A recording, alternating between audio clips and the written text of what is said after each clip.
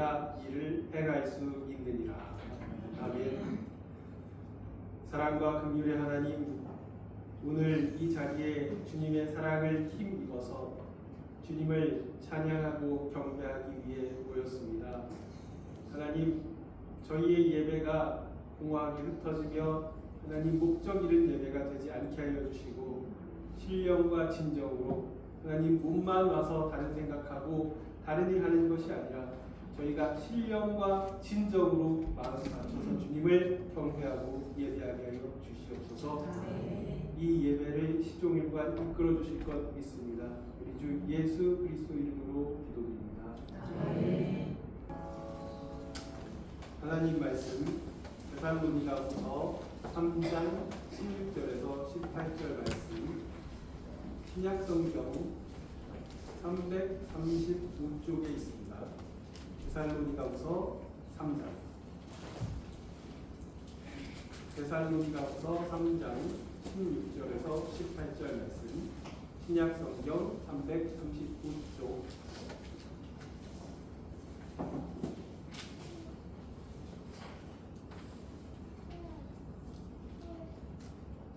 데살로니가후서 3장 16절에서 18절 말씀.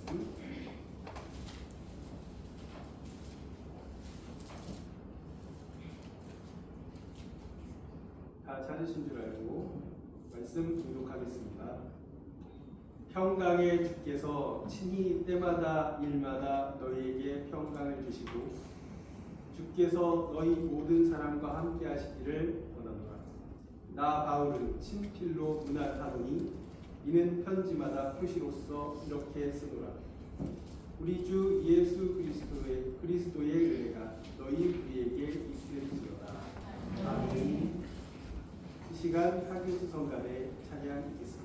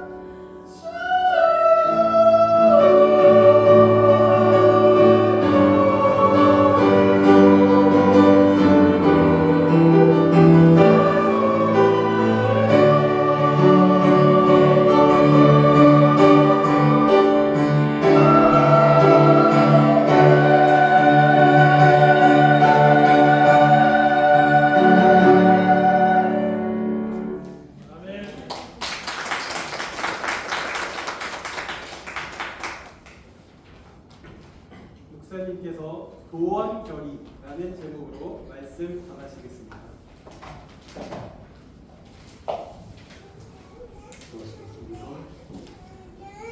하나님, 이 시간 하나님 말씀을 배워나가고자 합니다.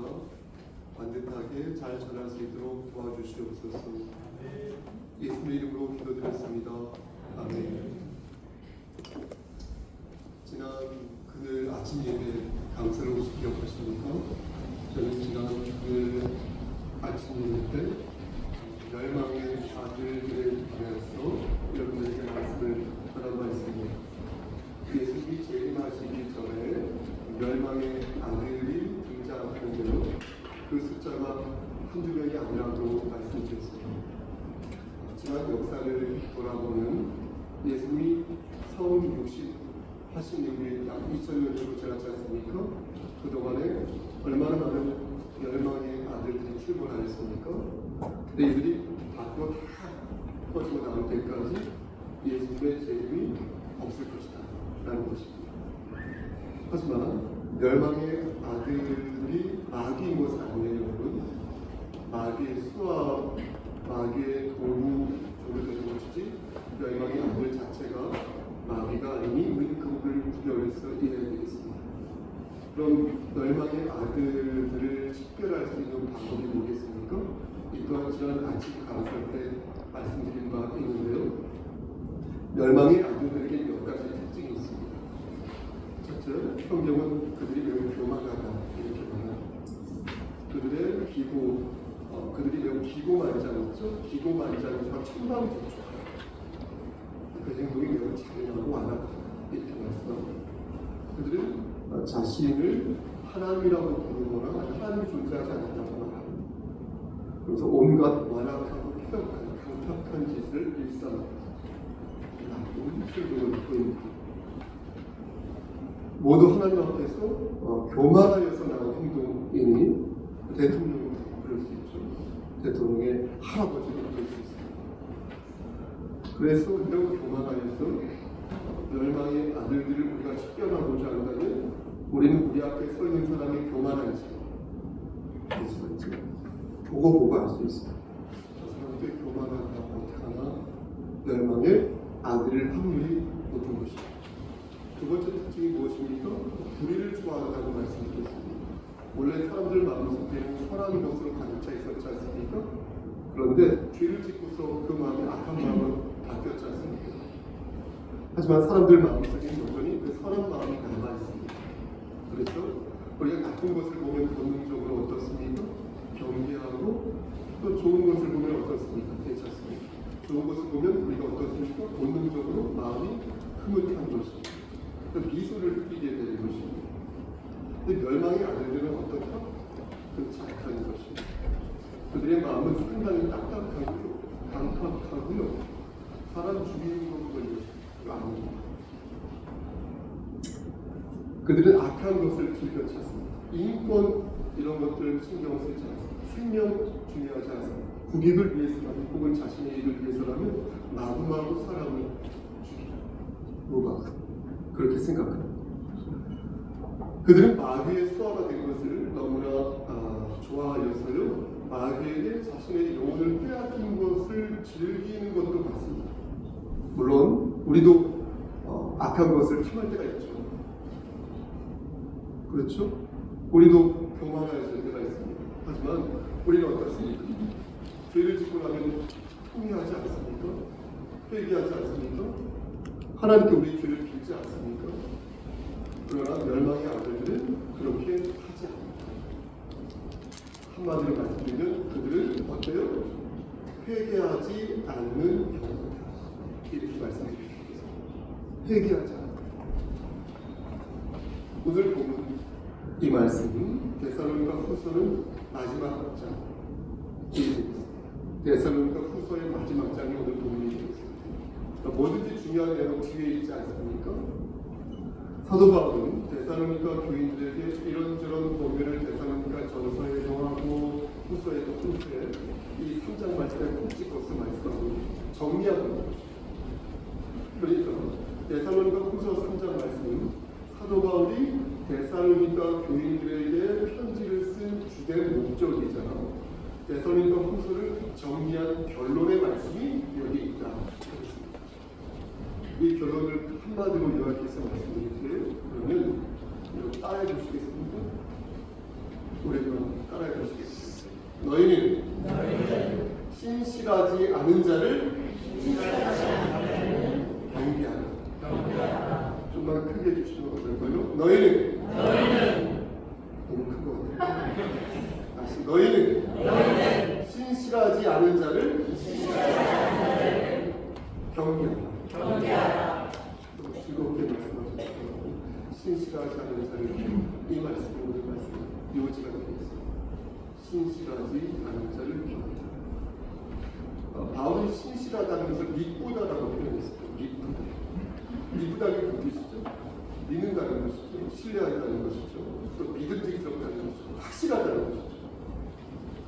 사도행전 13장 34절과 고린도후서 1장 18절 말씀, 그리고 히브리서 10장 23절 말씀을 보면 하나님의 신실하심이 잘 드러나 있는데요. 하나님께서 우리와 세운 언약을 끝까지 지키신다 라는 말씀이 거기에 있습니다. 여기에서 우리는 하나님의 비추신 모습을 발견할 수 있는 것입니다. 하나님께서는 우리와 맺은 언약을 끝까지 지키신다는 거예요. 목에 칼이 들어와도 끝까지 지키신다는 거예요. 그러니까 너희가 예수 그리스도라는 은혜를 붙잡고 끝까지 그 은혜 안에 거하고자 힘을 쓰면, 애를 쓰면 너희는 영생을 받을 것이지만 나는 너희가 그렇게 하지 않고 예수 그리스도의 은혜를 등지고 하나님을 의지하지 않으면 결국 낙오자가 되어서 영생이 아니라 영벌을 받게 될 것이다. 이렇게 말씀하셨다는 거예요. 그럼 내가 이렇게 마음을 먹었지 않습니까? 내가 마음을 먹은 거잖아요. 마음을 먹고 은혜를 붙잡은 것이니까 내가 구원을 이룬 것이잖아요. 논리적으로 그렇지 않습니까? 내가 마음 먹었으니까 내가 은혜를 붙잡은 거, 내가 구원, 내가 스스로 쟁취한 것이죠. 그게 아니라는 것을 우리는 잘 압니다. 왜냐하면 은혜를 주신 분은 하나님이시기 때문입니다. 그리고 그 은혜는 나의 능력과 나의 공로와 무관하게 값없이 주신 무엇이기에? 은혜이기에, 선물이기에. 내가 은혜를 붙잡은 게 아니라 굳이 표현하자면 은혜가 나를 붙잡은 것이죠. 내가 은혜를 붙잡은 게 아니라 은혜가 나를 붙잡은 것이죠. 예수님께서 나의 손을 붙잡고 있는 것이지 내가 예수님의 손을 사실 붙잡고 있는 게 아니라는 것이죠. 그런데 만약 끝까지 그 손을 내가 거부한다, 예수님의 그 손을 거부한다면 하나님께서 어떻게 하실지는 그 다음 문제겠죠. 계속해서 손을 뿌리치는 그를 계속해서 붙잡으실 것인지 아니면 놓아버리실 것인지는 저쪽으로 하나님의 뜻에 달려있는 것입니다. 그럼 내가 아무리 하나님을 잘 들어보세요. 내가 하나님을 아무리 붙잡고 있어도 하나님이 나를 버리시려 보여주는 것인가요? 집사님? 그렇게 물을 때에 우리는 다음에 성경 말씀을 기억할 필요가 있겠습니다. 요한복음 10장 28절에서 29절 말씀드리는 우리 주 예수 그리스도께서 이렇게 말씀하십니다. 내가 그들에게 영생을 주노니 영원히 멸망하지 아니할 것이요 또 그들을 내 손에서 빼앗을 자가 없느니라. 그들을 주신 내 아버지는 만물보다 크시니 아무도 아버지 손에서 빼앗을 수 없느니라. 아멘. 이 말씀이겠습니다.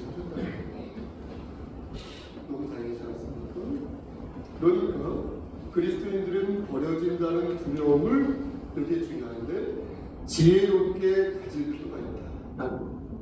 지혜롭게 가질 필요가 있다. 우리가 연약하여 내가 하나님으로부터 버려졌다는 생각이 들 때가 있지 않습니까? 그런데 그래서 그러한 불안감이 우리 영적인 공고함이 될 때가 있지 않습니까? 그런데 그럼에도 불구하고 하나님께서는 우리를 끝까지 지키시고 경인하신다는 것을 의심하면 안 된다는 거예요. 하나님의 주권 안에서 우리의 연약함이 용납될 수는 있지만 그럼에도 불구하고 우리는 완전히 버림받는 것이 아니라는 거예요. 이 말씀을 꼭 기억하시기를 축원합니다. 또 기억하셔야 돼요. 사도 바울도 이 부분에 대해서 고민한 흔적이 역력하니 로마서 8장 38절과 39절에 이렇게 말합니다. 내가 확신하는 것, 사망이나 생명이나 대조적으로 말하는 것 표현을 사망이나 생명이나 천사들이나 권세자들이나 현재이나 장래이나 높음이나 깊음이나 다른 어떤 피조물이나 우리를 우리 주 그리스도 예수 안에 있는 하나님의 사랑에서 끊을 수 있다 없다 없다 이렇게 말씀하셨다는 것입니다.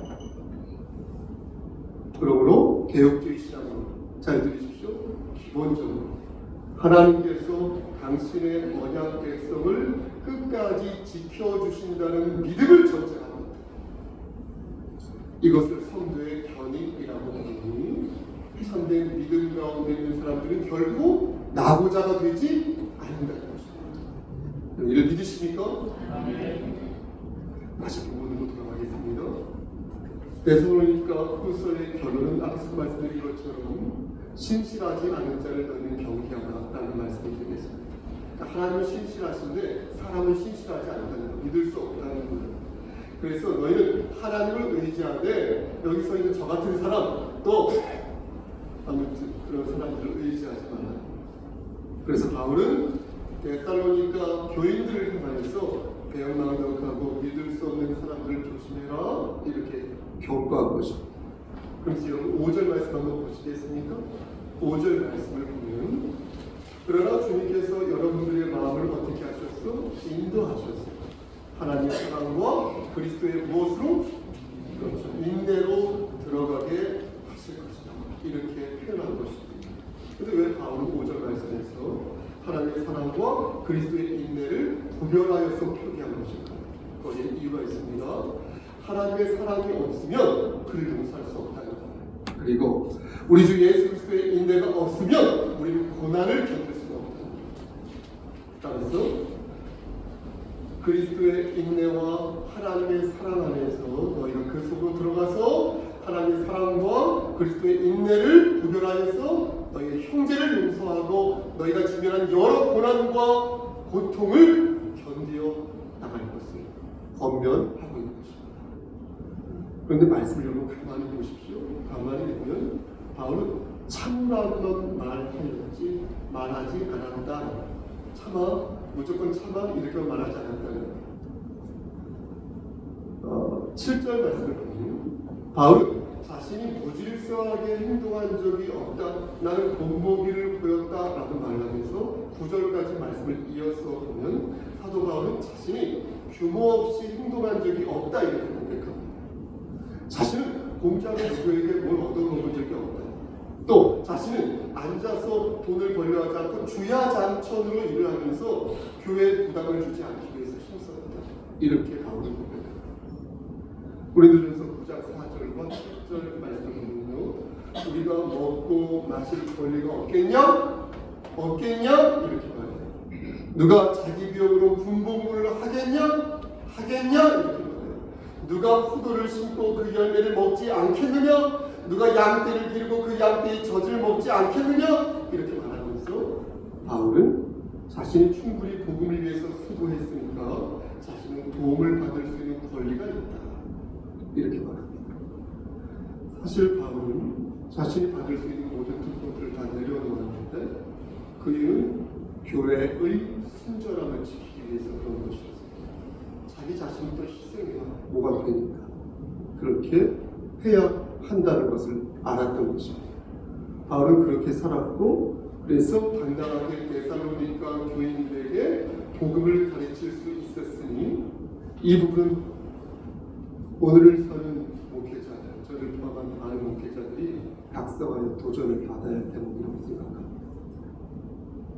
사도 바울은 데살로니가 교인들을 향하여 신실하지 않은 자들을 경계하라. 그들은 게을러 빠졌다. 그들은 일하지 않는다.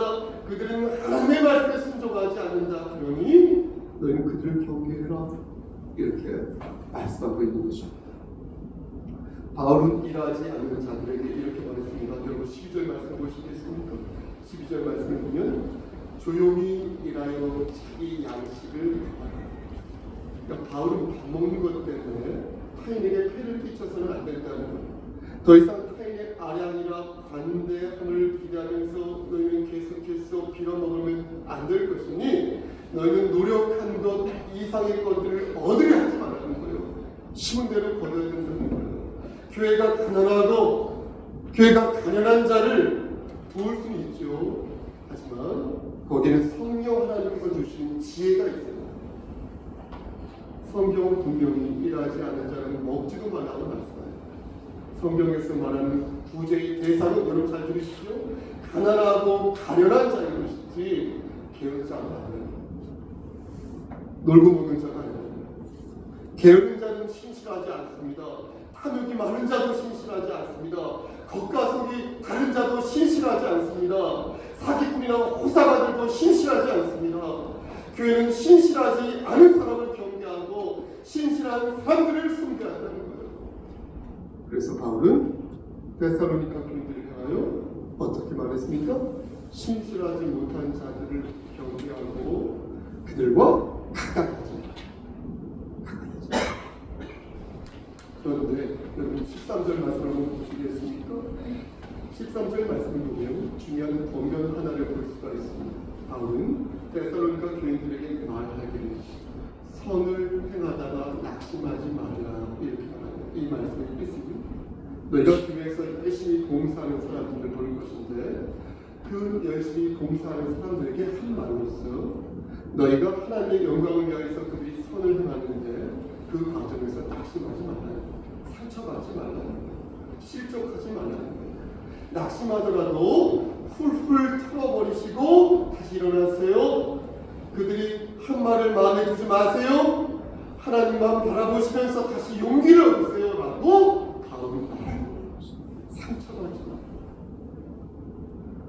사랑하는 성도 여러분, 그래서 저도 여러분들에게 권면합니다. 하나님의 일을 하다가 여러분 낙심하지 마십시오. 마귀는 여러분들이 낙심하기를 원합니다. 하지만 절망에 빠져 헤어나가지 못하는 삶, 그 삶은 말씀드린 것처럼 마귀가 원하는 삶임을 여러분 기억하십시오. 하나님께서는 그러한 삶을 원하지 않으십니다. 우리는 오늘 말씀이니까요, 신앙의 순전성을 지키기 위해서 뼈를 까는 각고의 노력을 다해야 할 것입니다. 말씀하시겠습니다. 그렇다면 어떤 노력을 해야 할까요? 하나님 말씀에 순종하지 않고 교회를 어지럽히는 사람들을 우리가 볼 때 우리가 어떻게 그들을 대해야 할까요? 사도 바울은 명확하게 이릅니다. 잘 들어보세요. 좀 어지러운데 그들과 사귀지. 하지만 그들을 원수처럼 생각하지 마. 형제같이 그들을 구원하라. 그들의 잘못을 지적하고 그들을 범죄하라. 그들을 교회에서 완전히 쫓아내지 마. 서로 사랑하며 서로 인내하면서 그들을 권면하되 대신 친하게 지내지. 하나님께서 어떻게 역사하시는지 대신 두고 봐라. 예의 주시라. 이렇게 말씀합니다. 이 말씀을 지금 여기 강대상에 서 있는 저에게 적용하여 보겠습니다. 신실하지 않은 자를 나는 어떻게 대해야 할까? 마음이 완악한 자를 나는 어떻게 대해야 할까? 열매를 맺지 못하는 자를 나는 어떻게 대해야 할까? 그들과 친하게 지내지 않으면서 그들을 쫓아내지 말라고 말하였는데 과연 그게 가능할까? 만약 가능하다면 나는 무엇을 기준으로 그들을 선별해야 할까? 똑부러지게 잘못한 것이 아니라면 어쩌란 말인가? 그렇다면 나는 어떻게 그들을 선별하고 그들 앞에서 선포해야 할까? 성서교회 성도 여러분, 하나님을 등진 자가 있다면 우리는 그들의 잘못을 지적하되 그들을 권면하기 위해 힘써야 할 것입니다. 말씀 안에서 건강한 거리 두기를 해야 할 것이고요. 말씀 안에서 합당한 자세를 취해야 할 것이니 말씀 안에서 그와 어깨를 나누지 않으면서 한편으로 그에게 나의 어깨를 내어줘야 할 것입니다. 그래서 그가 다시 신실한 그리스도인 성도가 될 수 있도록 힘써야 할 것입니다. 그러나 한 가지 기억해야 할 것이 있으니 그가 바로 내 자신일 수 있다는 사실, 우리 자신이 될 수 있다는 사실을 기억해야 할 것입니다. 그처럼 나도 넘어질 수 있고, 그처럼 나도 자빠질 수 있고, 그처럼 나도 완악해지고 강팍해질 수 있다는 사실을 우리는 알아야 할 것입니다. 오늘 아침 말씀 끝났어요. 오늘 아침 저의 아들 성희석 군에게 예배당에 갈 시간이라며 아들을 깨웠습니다. 보건사님이 10시에 기다리시니까 빨리 준비해야 한다라고 말했습니다. 그런데 성희석 형제가 하는 말이 오늘 할 일이 있다고 말하였습니다. 그러더니 오래전부터 그 일은 선약된 계획이니 그것을 깰 수 없다고 말했습니다. 그러더니 저에게 덧붙인 말이 미안해요 아빠 이렇게 말하였는데 저는 그 말을 듣고 제 마음속으로 왜 나에게 미안하지? 하나님에게 미안한 것을 라고 생각했습니다. 하지만 한참을 그 뒤에 생각을 한 후에 그가 그렇게 말할 수 있겠구나 라는 생각을 하였습니다. 나에게 미안하다고 말할 수 있겠구나 라는 생각을 하였습니다. 제가 뒤늦게 깨달은 것은 교회 공동체 일원으로서의 책임이었습니다. 그리스도의 소망을 품고 도원 결의 한 형제의 미안한 마음이었습니다. 아들을 넘어선 한 그리스도인으로서의 미안한 고백이었습니다. 사랑하는 성도 여러분, 우리는 우리 주 예수 그리스도 안에서 하나의 꿈을 가지고 천국을 소망하며 이곳에 모인 사람들입니다. 서로가 서로에게 미안한 마음을 갖는다는 것은 사람의 생각이 아니라 하나님께서 우리에게 주신 마음이라고 저는 믿습니다. 여러분, 그 마음과 그 약속을 교회 공동체 안에서 우리 주 예수 그리스도께서 주신 그 신실한 언약 속에서 반듯하게 지키시는 신실한 그리스도인 되시기를 저 좀 모시고요. 마지막으로 주님의 받들어 간절히 축원합니다. 기도하겠습니다. 거룩하시고 자비로우신 하나님 아버지, 하나님과 나와의 인격적인 관계, 그리고 우리 주께서 허락하신 교회 공동체로서의 관계를 생각하며 우리가 미안한 마음, 우리가 죄송한 마음, 우리가 고마운 마음을 갖게 되는 하나님 신실한 그리스도인으로서 서로에게 유익한 주의 종들이 되게 역사하여 주시옵소서. 예수 그리스도의 받들어 감사하며 기도드렸사옵나이다.